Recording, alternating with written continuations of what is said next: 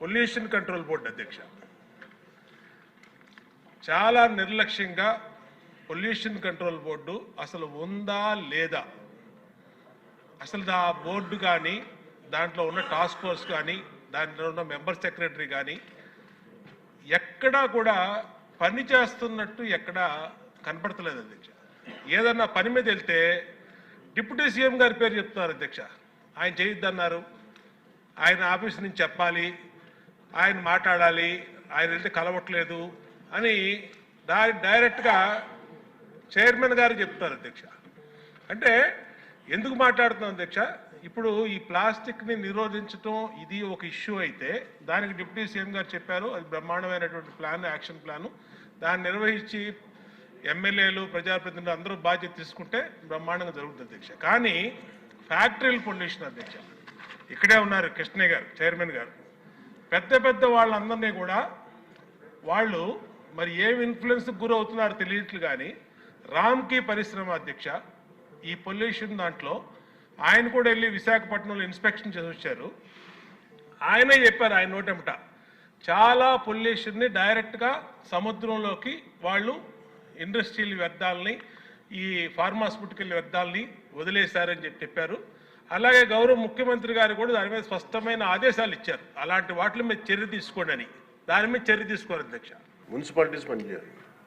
Everything you cannot completely directly correlate with pollution control board. అలాగే వారిది నేను ఆయన సరిదిద్దుకోవాలో లేదంటే నాకు తెలియదు, కానీ ఒక మాట అయితే చెప్పదలుచుకున్నాను. ఇది అందుబాటులో ఉండరు, ఇవన్నీ తప్పు. రాగానే మనకి చైర్మన్ గారికి కూడా చెప్పాను, first pollution control board open చేయమని. అదొక వాస్తవం ఏంటంటే పొల్యూషన్ కంట్రోల్ బోర్డు సామాన్య మనిషికి సంబంధం ఓన్లీ ఇండస్ట్రియల్ కనెక్టెడ్ అనుకుంటాను. ఇది ఫస్ట్ టైం కృష్ణయ్య గారు వచ్చాక వారికి తెలియజేసిన హీ హ్యాస్ ఓపెన్ ఇట్.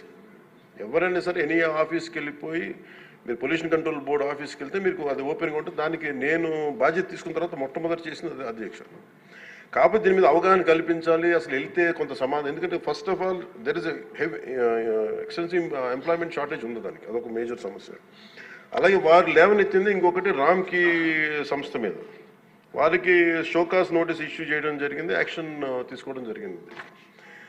అలాగే చాలా వ్యర్థాలు వదిలేస్తున్నారు ఇవన్నీ. అంటే ఒక ప్రాబ్లం ఏముందంటే ఏదైనా సరే స్ట్రిక్ట్ యాక్షన్ తీసుకోవాలి అంటే ఎన్ని ఇండస్ట్రీస్ మూతపడిపోతే మనకు తెలియదు అధ్యక్ష.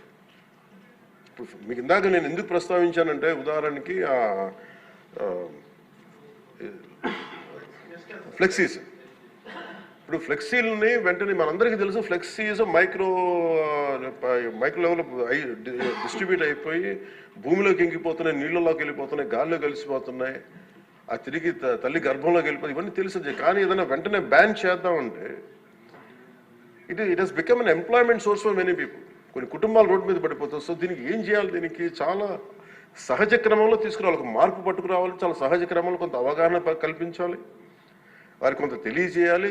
సడన్గా మెషిన్ పెట్టాల్సిన ప్లాస్టిక్ పెట్టే చోట బయోడిగ్రేడబుల్ మెటీరియల్ పెట్టాలంటే దానికి ఆ పర్టికులర్ ప్రింటింగ్ మెషిన్ ఎంతవరకు యాక్సెప్ట్ చేస్తే కలర్స్ అంత సాచురేషన్ ఉంటుందా లేదా, ఇవన్నీ కూడా ఆలోచించాలి దేశం. నా ఉద్దేశం ఏంటంటే ఒక ప్లాస్టిక్ చిన్నపాటి ఫ్లెక్సీకే మనం ఇంత ఆలోచిస్తున్నప్పుడు can you imagine the magnanimity to apply the real true pollution norms to every industry. ప్రపంచం మొత్తం మీద ఇది ఒక భారతదేశం లేదు, ప్రపంచం మొత్తం మీద I'm very deep committed environmentalist అధ్యక్షుడు. నేను రియల్ లైఫ్లో వాడటానికి వంద ఆలోచిస్తాను. కానీ ప్రాక్టికల్గా మనం చూసేటప్పటికి ఇప్పుడు ఏ పరిశ్రమ అయినా సరే పొల్యూషన్ లేకుండా ఏ పరిశ్రమ లేదు, ఒకటి లేదు. కాకపోతే ఏమవుతుంది, అప్లై చేయాలి ఒక రూల్. అంటే ఇది గౌరవ ముఖ్యమంత్రి గారు కూడా మీకు రెగ్యులేటరీ బాడీగా ఉండాలి తప్ప మీరు ఎన్ఫోర్స్మెంట్ బాడీగా నిజంగా పొల్యూషన్ కంట్రోల్ బోర్డు ఉంటే అది ఏ రకమైన ఒక అస్తిత్వానికి దారి ఒక స్థిమితం లేకుండా ఎలా వెళ్ళిపోతుందని ఒక భయం ఉంది అందరికీ, ఇంక్లూడింగ్ గౌరవ ముఖ్యమంత్రి గారికి కూడా ఉంది. ఇది వారి దృష్టికి నేను ప్రత్యేకంగా తెలియజేశాను.